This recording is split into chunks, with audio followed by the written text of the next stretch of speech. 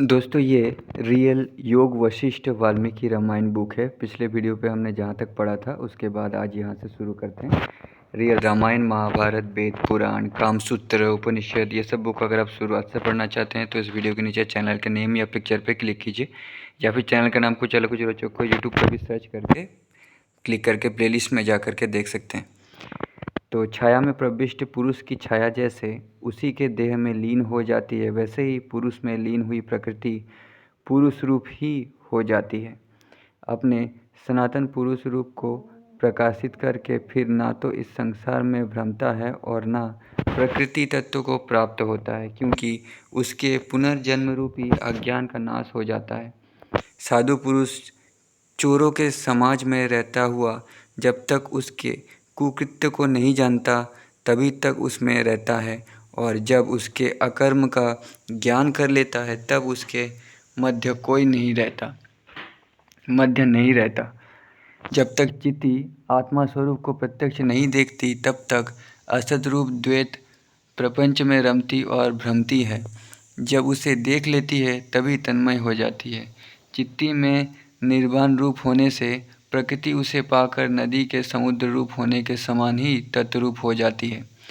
जब तक वो चित्ती यानी चेतना ब्रह्म को नहीं देख लेती तब तक मोह बस प्रतिकूल सृष्टि आदि में भटकती रहती है, और जब देख लेती है तब मधु में भृंगी के डूबने के समान ब्रह्म में लीन हो जाती है। निरंतर प्राप्त जन्म मरण आदि के मोहमय कष्टों की जिससे शांति होती है, उस आत्मा को प्राप्त कर कौन त्याग देगा?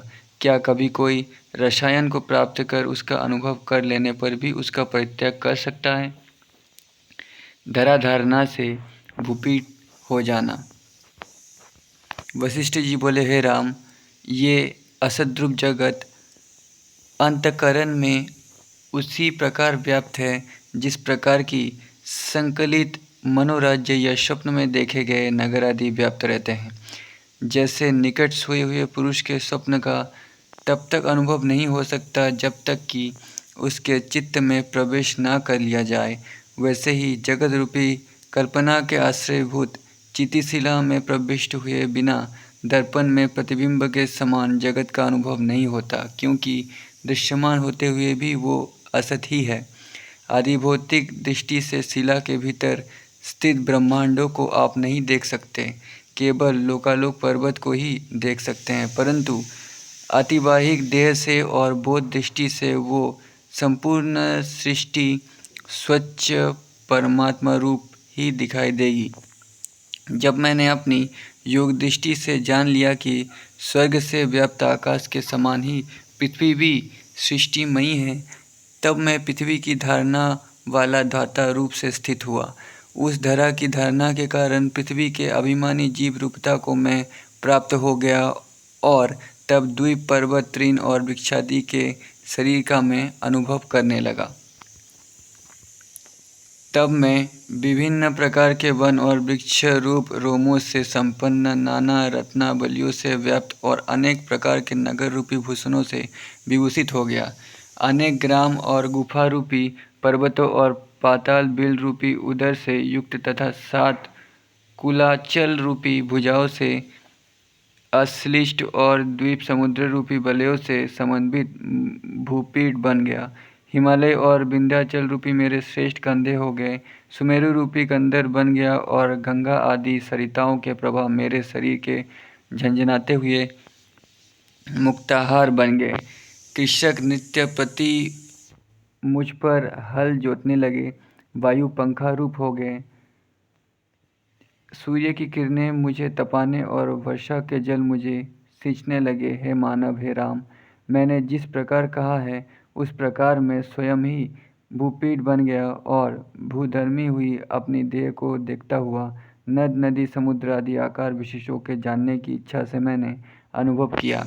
कहीं भूपीठ हुए मुझ में किसी बांधव के मरण से विलाप करती हुई नारियों की करुण वेदना सुनाई दे रही थी, और कहीं महोत्सव के आनंद में तांडव नृत्य करती हुई स्त्रियां महासुख मना रही हैं। कहीं दुर्वा दुर्भिक्ष का क्रंदन सुनाई देता है, दुष्टों की कुचेष्टाएं चल रही थी, और कहीं वर्षा होने से उत्पन्न अनाजों के धन से ऐश्वर्य बिखर रहा था। कहीं अग्नि के महादाह की वेदना थी तो कहीं जल की बाढ़ से पुरों और ग्रामों के कुछ भाग नष्ट हो रहे थे। कहीं नेत्र मूंदे हुए समाधिस्थ संत आनंद में मग्न हैं। उनके उस आनंदोल्लास से प्रतीत होता था कि वो सूक्ष्मतम तत्वों का अनुभव प्राप्त कर रहे हैं। कहीं मक्खी, जुएं और मच्छरों के निवास वाला भूखंड था तो कहीं भित्तिखंडों और प्रमादवश कमल कोश में सुप्त भौरों को मर्दित करने वाले उनके शत्रुगणों की कीड़ा से हल के समान कर्षण हो रहा था। शीत ठंड से विशीर्ण अंग वाले जीवों की त्वचा को व्याप्त किए हुए था तो कहीं जल को ही पत्थर के समान जन्माए हुए था और कहीं कठोर वायु का प्रकोप हो रहा था। कहीं कोमल अंगों में कीड़े प्रविष्ट थे, कहीं अंग आदि उद्धव को प्राप्त हो रहे थे और कहीं जल में निमज्जन हो रहा था। मैंने अपने भूपीठ रूपी उस देह में कहीं पर बीजों में अतिवृष्टि का अनुभव किया, जिससे शनि शनि उसमें प्रविष्ट जलकणों से प्रथम तो आह्लाद हुआ और फिर अंकुर रूपी रोम बढ़ने लगे। हे राम, मेरे उस पृथ्वी रूपी देह अंगों में कहीं सरोवर ने मंद समीर के झोंकों से हिलाए गए कमलनियों के आस्तरण द्वारा आनंद रूपी क्रीड़ा का मानो मेरे लिए ही समुद्भव किया हो। संपूर्ण जगत मनोमात्र है। श्री राम बोले, हे ब्राह्मण, अपने आत्मा में सब जगतों को देखने में आवृत आप पृथ्वी धारणा बांधकर जैसे हम इस भूमि लोक को देख रहे हैं उसी के समान हो गए अथवा कल्पना रूप पृथ्वी का ही अनुभव करते रहे। वशिष्ठ जी ने कहा, हे राम, काल्पनिक दृष्टि से तो आपका ये जो भूमंडल है वो मन का विकार होने से मानस ही तो है। इसलिए मैं मानस और ये प्रसिद्ध और ये प्रसिद्ध दोनों ही से युक्त मैं हो गया, परंतु वस्तुत तो मैं ना मानस पृथ्वी रूप हुआ और ना प्रसिद्ध पृथ्वी रूप ही हुआ। सत मानो चाहे असत, ये भूपीठ अमानस तो किसी प्रकार भी नहीं है। मन की अस्ति नास्ति की कल्पना निहित होने से ये सब मन की कल्पना ही है। मैं निशुद्ध चिदाकाश हूँ। ऐसे मुझ में चिदात्मा का स्फुरन हो तो संकल्प कहा जाता है। वो मन, वो भूपीठ, वो जगत और वो ब्रह्मा, ये सभी आकाश में संकल्प नगर के समान चिदाकाश में मन रूपी आकाश ही स्फुरित होता है। इसलिए ये सब कुछ मनोरथ ही है। इस प्रकार वो जो कुछ भी मैं हो गया वो सब मेरा संकल्प ही होने से मनोमात्र ही तो हुआ। केवल धारणा के अभ्यास से संतुष्टि को प्राप्त होकर ही भूमंडल रूप से अवस्थित हो गया। वो मानस भूमंडल ये भूमंडल नहीं है, वो तो उससे विलक्षण और मनोमय है। चिदाकाश का और चित्ती का चैत्य से भिन्न स्फुरन है। ये भूमंडल स्थिर, अति कठिन और विशीर्ण है। ऐसी बुद्धि आकाश में नीलत्व के समान चिरकाल तक अभ्यास करने से प्राप्त हो सकती है। जिस प्रकार स्वप्न नगर के रूप में चिदाकाश ही भासित है, वैसे ही इस जगत रूप के स्वर्ग के आदि काल में चिदाकाश ही चिदाकाश में स्थिर रहता है। ये त्रिजगत और ये पृथ्वी आदि संपूर्ण दृश्य चिति रूपी बालक का मनोराज्य ही समझो। चेतन स्वरूप आत्मा ना कुछ करता है और ना अपने रूप का ही परित्याग करता है। इसलिए ना तो मिट्टी और पाषाण वाला ये महितल कुछ है और ना मानस महितल ही कुछ है। महितल के समान चिदाकाश ही प्रतीत होता है और अतल चिदाकाश ही अपने स्वरूप में अमल तल होकर स्थित रहता है। ये यथास्थित जगत और धारणा से कल्पित जगत दोनों ही केवल आत्मा का प्राकृतिक स्फुरन है। अति स्वच्छ चिदाकाशी भेद में प्रविष्ट स्वभाव से भूमंडल के समान स्थित है। ये दोनों ही भूमंडल महाचिति के स्वरूपभूत हुए आपके स्वप्न नगर के समान ही स्फुरित होते हैं। ये दोनों ही चिदाकाश मात्र रूप है, परंतु अज्ञान से उपहित आत्मज्ञान के कारण ही वो भासित है। आत्मज्ञान होते ही इन दोनों भूमंडलों की कहीं भी स्थिति नहीं रहती। भूत, भविष्य, वर्तमान इन तीनों काल में स्थित त्रिलोकी का ये भूत जाल भ्रांति रूप ही है। वो सभी स्वप्न, संकल्प और मनोराज्य के समान ही है। तीनों काल के सभी भूमंडल सर्वाधिष्ठान होने से सामान्यत्व को प्राप्त आत्मसत्ता के ही स्वरूपभूत हैं। सामान्य होने के कारण वे और उसमें विद्यमान जितने भी वस्तुएं हैं वे सब मैं ही हूँ। इस प्रकार की धारणा करके मन से मैंने उनका अनुभव किया और साक्षी रूप से देखा। चिन्मात्र और अजर परमात्मा तत्व ही अज्ञानावस्था में भी अशुद्धता को प्राप्त न करता हुआ यथास्थित इस जगत को धारण करता है, परंतु ज्ञात होने पर वो कुछ भी धारण नहीं करता। कुंद दंतोपाख्यान।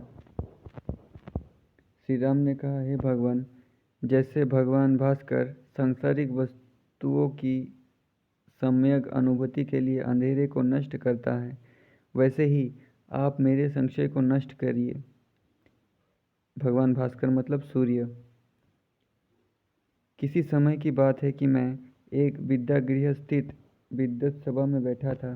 तभी कोई एक श्रेष्ठ विद्वान, तपस्वी, तेजस्वी एवं दुर्वासा ऋषि के समान दुष्यों श्रेष्ठ द्विज वहाँ विंध्य जनपद से आ गया।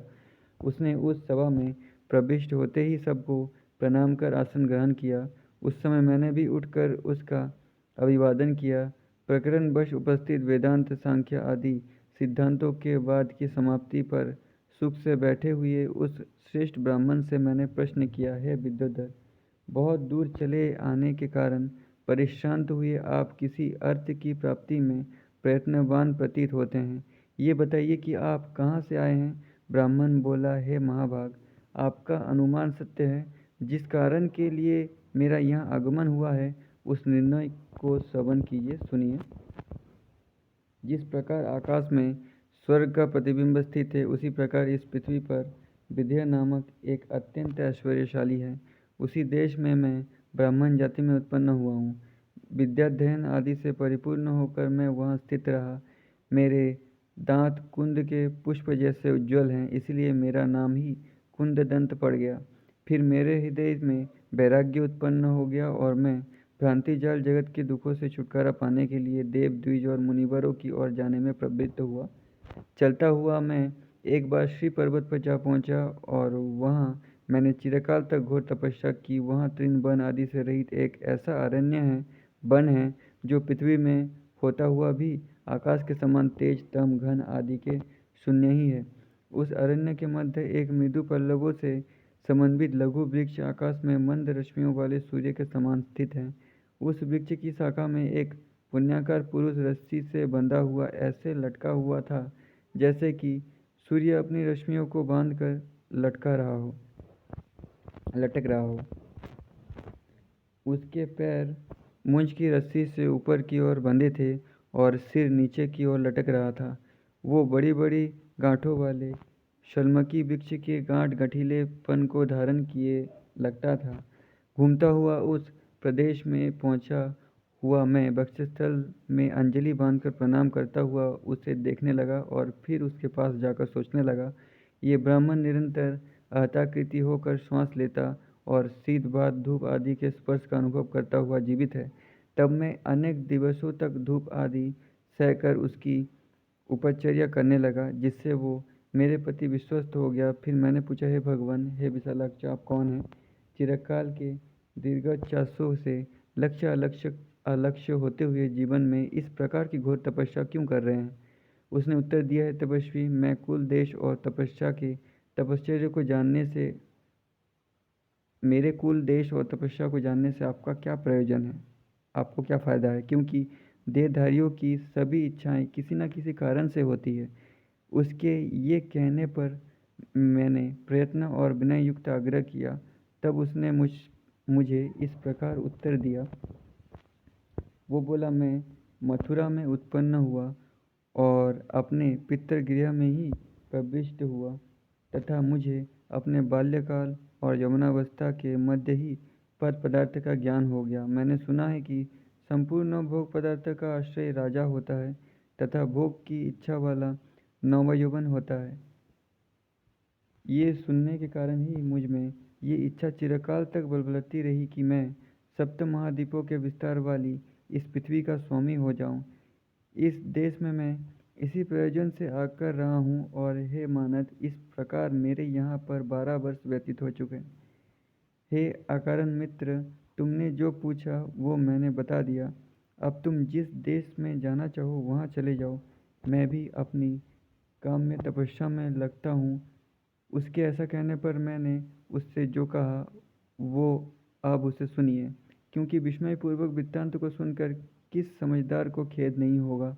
मैंने उससे कहा, हे साधु, जब तक तुम्हें इच्छित वर की प्राप्ति न हो जाती तब तक मैं तुम्हारी रक्षा और परिचर्या करता हुआ यहीं स्थित रहूँगा। मेरे इस प्रकार कहने पर वो पाषाण के समान मौन हो गया। उसके नेत्र बंद हो गए और वो बाहर से हिलने डुलने में निवृत्त होकर मृतक जैसा हो गया। तब उस काष्ठ के समान मौनावलंबी के समक्ष मैं भी समयानुसार प्राप्त शीत उष्ण आदि वेगों को सहता हुआ 6 महीने तक वहाँ अवस्थित रहा। इसी मध्य एक दिन सूर्यबिंब से प्रकट होकर उस प्रदेश में स्थित सूर्य के समान प्रकाशमान एक पुरुष मुझे दिखाई दिया। तब उस तपस्वी ने उसका मानसिक पूजन किया और मैंने भी अर्घादि के दान द्वारा उसकी अभ्य अर्चना की। फिर वह पुरुष अमृत द्रव्य के समान रसमय वाणी में कहने लगा, हे ब्राह्मण, आप वृक्ष की शाखा में दीर्घकाल से लटके हुए तपस्या कर रहे हैं। अब आप इस तपश्चर्या को समाप्त करते हुए अपना इच्छित वर प्राप्त कर लो। तुम अपने इसी शरीर से 7 समुद्रों से विस्तृत पृथ्वी का 7 सहस्र वर्षों तक धर्मपूर्वक पालन करने वाले होगे। इस प्रकार इच्छित वर प्रदान कर वो द्वितीय सूर्य के समान पुरुष जहाँ से प्रकट हुआ था वहीं सूर्यमंडल में समा गया। उसके अदृश्य होते ही जैसा मैंने सुना था उसी रूप में उस सूर्य पुरुष को देखने और वरदान प्राप्त करने वाले उस विवेकी तापस से मैंने कहा, हे ब्राह्मण, वृक्ष की शाखा का अवलंबन करके आपने जो तप किया उसका फल आपको मिल चुका है। अब आप तपस्या को त्याग कर घर जाने आदि के यथोचित कार्यों में लगिए। उसने ये स्वीकार कर लिया तो मैंने उसे वृक्ष से इस प्रकार खोल दिया जिस प्रकार की गज शावक के पाँव को बंधन स्तंभ से खोल देते हैं। तब उसने स्नान किया और हाथों को स्वच्छ कर तप की सिद्धि से उसी वृक्ष के फलों द्वारा उसने मेरे साथ अपने व्रत का पालन किया। उसी के पुण्य फल स्वरूप उस तरु के सुस्वादु फलों से तृप्त हुए हम दोनों वहाँ 3 दिन तक सुखपूर्वक रहे।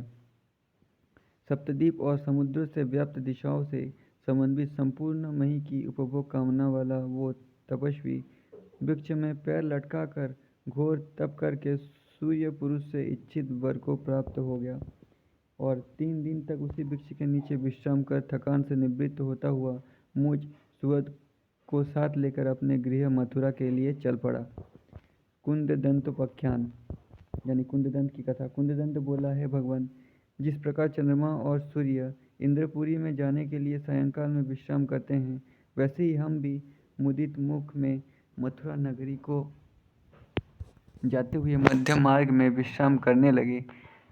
रोध नामक ग्राम में पहुंचकर वहां आम्रवन वाले पर्वत पर विश्राम किया और फिर सालिस नामक नगर में 2 दिन सुखपूर्वक व्यतीत किया। फिर तीसरे दिन कमलों और लता कुंजों से समन्वित अरण्य में, जिसे लकड़हारों ने काट काट कर विभाजित कर दिया था इसलिए मेघखंडों के समान प्रतीत होता था, उसमें हम जा पहुँचे। तब हम प्रकट मार्ग से हटकर अन्य वन में प्रविष्ट होने लगे। उस समय उस तापस ने समय के विलंब से उपस्थित घर जाने में बाधक अकार्य कारण रूपी वचन कहा। वो बोला, हम यहाँ गौरी के आश्रय में चलते हैं जो कि मुनि मंडली से युक्त है। मेरे समान भूपति बनने के इच्छुक मेरे 7 भाई यहाँ स्थित हैं। इस प्रकार हम 8 भाई हैं। 7 द्वीपों के भोगों से जनित मनोरथों वाले होकर हम सब एक ही निश्चय पर पहुँचे, इसलिए मेरे वे 7 भाई अपने निश्चयानुसार गौरीवन में तप करते हुए सब पापों से मुक्त हो चुके हैं। उसके इस प्रकार कहने पर हम दोनों ही मुनियों के उस आश्रय में गए, परंतु उस महारण्य में वो आश्रम हमें अंत तक दिखाई दिया। उस समय वहाँ कोई वृक्ष, गुलमुकुटी, मनुष्य, मुनि, बालक, वेदी या अन्य कुछ भी हमें दिखाई ना दिया। वो अनंत वन नितांत शून्य था और सब और सूर्यताप से संतप्त होकर पृथ्वी में ही आकाश के समान प्रतीत हो रहा था। ये देखकर उस तपस्वी के मुख से निकल पड़ा, हाय ये कैसा कष्ट उत्पन्न हो गया। इसके पश्चात बहुत समय तक भटकने के पश्चात हमें एक स्थान पर एक वृक्ष दिखाई दिया। वो शीतल वृक्ष घनी छाया से युक्त मेघ जैसा श्याम एवं आकर्षक था। उसके नीचे एक वृद्ध तपस्वी समाधि में स्थित था। उस मुनि के आगे हरी घास वाली पृथ्वी पर छाया में बैठकर हम उसकी ध्यान निवृत्ति की प्रतीक्षा करते रहे। चिरकाल तक प्रतीक्षा करने से मुझ में उद्वेग उत्पन्न हुआ और मैंने चपल भाव से उच्च स्वर में कहा, हे मुने, चेत कीजिए। मेरे उच्च स्वर से मुनि का ध्यान भंग हो गया। चेत कीजिए मतलब होश में आइए।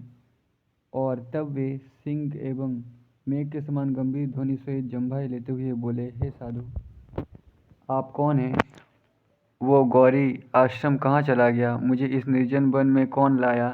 अब कौन सा युग परिवर्तन है? उसके ऐसा कहने पर मैं बोला, हे भगवान, हमें ये क्या मालूम? आप सर्वज्ञ हैं, इसलिए अपने योग बल से सब कुछ आप स्वयं ही क्यों नहीं जान लेते? ये सुनकर वो सिद्ध तपस्वी ध्यानमग्न हुए और तब उन्होंने हमारा और अपना संपूर्ण वृत्त जान लिया। मुहूर्त भर में ही ध्यान छोड़कर वे बोले, हे कार्यज्ञता आर्यों, अब आप इस आश्चर्यमय वृत्तांत को सुनिए। हे साधुओं, मेरे रहने का स्थान ये जो वन देवी की चोटी के समान दिखाई देता हुआ कदम्ब पुत्र है, यहाँ किसी कारणवश भगवती सती सरस्वती के रूप में सब ऋतुओं से सेवित हुई 10 वर्ष तक निवास करती रही।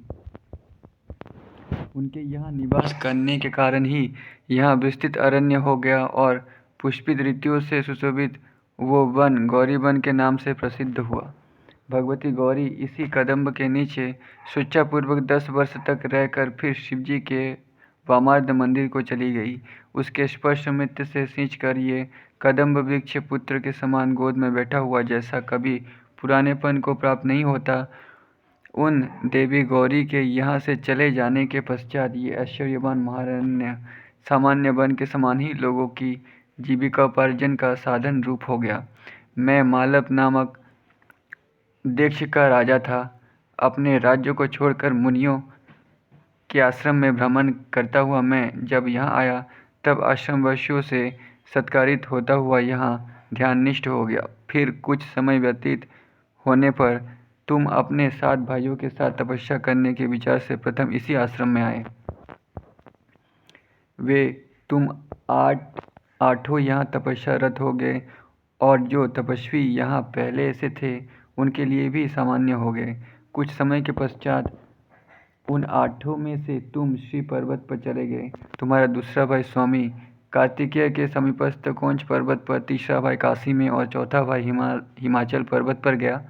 शेष चारों धीर भाई यहीं रहकर तप करने लगे।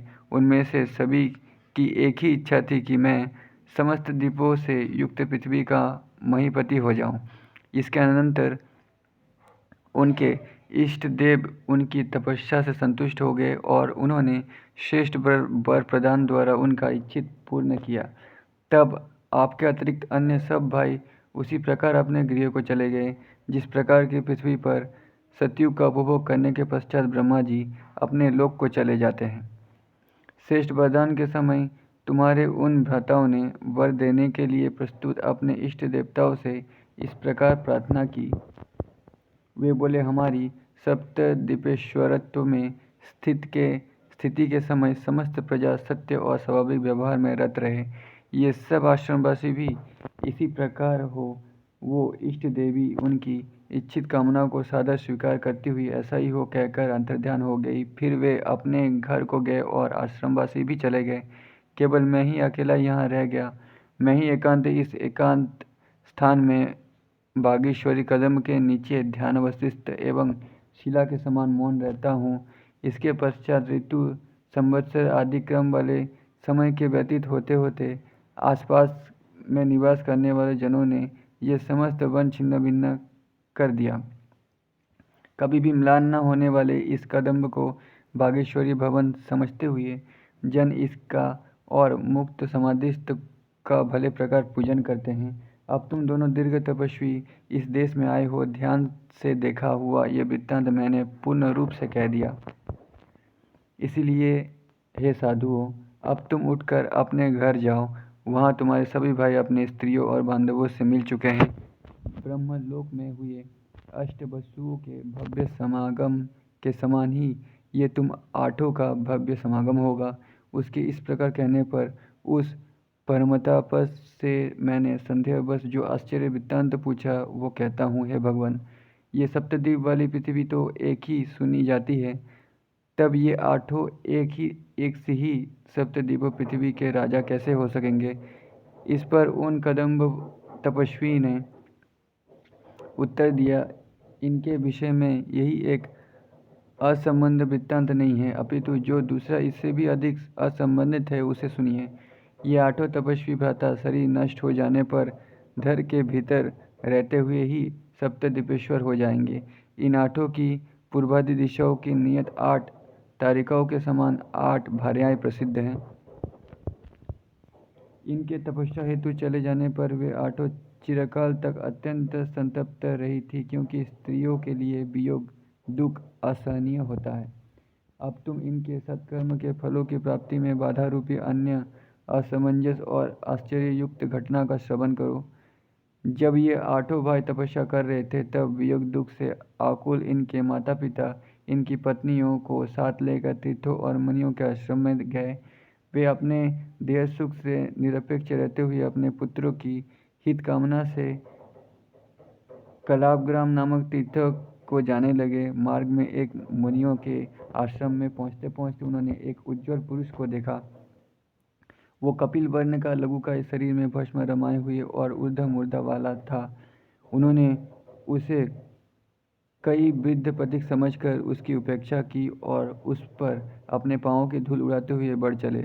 उससे कुपित होकर उस वृद्ध ने कहा, अरे सबदुक, हे महामूर्ख, तू पत्नी सहित तीर्थ तरण की इच्छा वाला होकर भी मुझ दुर्वासा की उपेक्षा करके चला जा रहा है। इस प्रकार चले जाते हुए तुम्हारे बधुओं और पुत्रों के तप से अर्जित महान वर भी विपरीत हो जाएंगे। तब तो वो अपनी पत्नी और बधुओं के सहित मुनि का सम्मान करने के लिए प्रवृत्त हुए, परंतु उसके ऐसा करने से पूर्व ही दुर्वासा मुनि अंतर्ध्यान हो गए। ये देखकर बधुओं और पत्नियों सहित वो अनंत दुखित होता हुआ सूख कर दुबला हो गया। दुखी मुख लिए हुए वो निराश होकर घर को लौट गया। इसलिए मैं कहता हूँ कि इनका वित्त एक ही असमंजस नहीं, अपितु गले पर हुए बड़े फोड़े पर अनेक फोड़े होकर फूटते हो, वैसे लाखों ही असमंजस है। जिस प्रकार की उपद्रव आकाश में गंधर्वपुर, उल्का आदि विचित्र दृश्य विकसित होते हैं, उसी प्रकार चिद्व्योम के संकल्पभूत निरांत शून्य दृश्य रूप इस महान पुर में लाखों ही असमंजस भरे पड़े हैं। सप्तद्वीपेश्वरता की प्राप्ति। कुंददंत बोला, फिर वहाँ वृद्धावस्था से कुशों के अग्रभाग के समान जर्जर बालों वाले उस गौरी आश्रम के तपस्वी से मैंने पूछा, है भगवान, जहाँ सप्तद्वीप वाली एक ही पृथ्वी है, वहाँ वे काठों श्रेष्ठ पुरुष सप्तद्वीपेश्वर कैसे हो सकते हैं? जो जीव घर से बाहर ही नहीं निकलेगा, वो सप्तद्वीपेश्वर रूप से द्विज विजय किस प्रकार करेगा? वरदाताओं द्वारा प्रदत्त वर शापों के कारण किस प्रकार फलप्रद ही हो सकते हैं? शीतल छाया धूप कैसे हो सकती है? गौरी आश्रम का वो तपस्वी बोला, है साधु, इन आश्चर्य को क्या देखते हो? इसके पश्चात की जो घटना सुनोगे उससे तुम्हारे संशय की निवृत्ति हो जाएगी। अब से 8वें दिन तुम दोनों बंधु बांधवों से परिपूर्ण अपने प्रदेश में पहुँचोगे और कुछ काल तक उनके साथ सुखपूर्वक रहोगे। फिर उन 8 भाइयों की मृत्यु घर पर ही होगी और बांधवगण फिर उन शरीरों का अग्नि संस्कार करेंगे। तदनंतर पृथक पृथक अवशिष्ट हुए वे जीव मुहूर्त मात्र के लिए सुषुप्ति में जड़ के समान रहेंगे। इसी अवसर में उनके वे वरदान या शाप रूपी कर्मफल आकाश में एक स्थान पर एकत्र हो जाएंगे। वे कर्म अपने अपने फल देने वाले देवता के रूप में होकर अपनी अनुकूलता से पृथक पृथक सपोर्ट रूप होकर वर और शाप रूपी शरीरों का पृथक पृथक ही निर्माण करेंगे। वहाँ वो वरदान सुभग, पद्मपाणि, ब्रह्म दंडायुध विभूषित चंद्रमा के समान उज्ज्वल और 4 भुजाओं से संपन्न होंगे। वहाँ वे शाप त्रिनेत्र त्रिशूल पानी भीषणाकार मेघ जैसे काले दो भुजाओं से युक्त तथा मुख पर भ्रिकुटी चढ़ाए हुए होंगे। वे वर कहेंगे कि हे शापों, तुम दूर चले जाओ, ऋतुओं के समान हमारा समय आ गया है, इसके उल्लंघन में कौन समर्थ है। इस पर सांप कहेंगे, हे वरों, तुम दूर भागो, ऋतुओं के समान हमारा समय उपस्थित है, इसके उल्लंघन में कौन समर्थ है। शापों की बात सुनकर कहेंगे, तुम्हें दुर्वासा मुनि ने बताया है और हमें सूर्य ने। भगवान सूर्य मुनि से पहले उत्पन्न होने के कारण अधिक श्रेष्ठ हैं। ये सुनकर शाप क्रोधित हो उठे और बोले, तुम सूर्य ही उत्पन्न हुए हो और हम रुद्रांश से हुए हैं। देवताओं में श्रेष्ठ रुद्र के अंश से ही दुर्वासा की उत्पत्ति है। ये कहकर वे वरों की ओर अपने त्रिशूलों की नोक उस प्रकार उद्यत करेंगे जिस प्रकार पर्वत शिखरों को उद्यत करते हैं।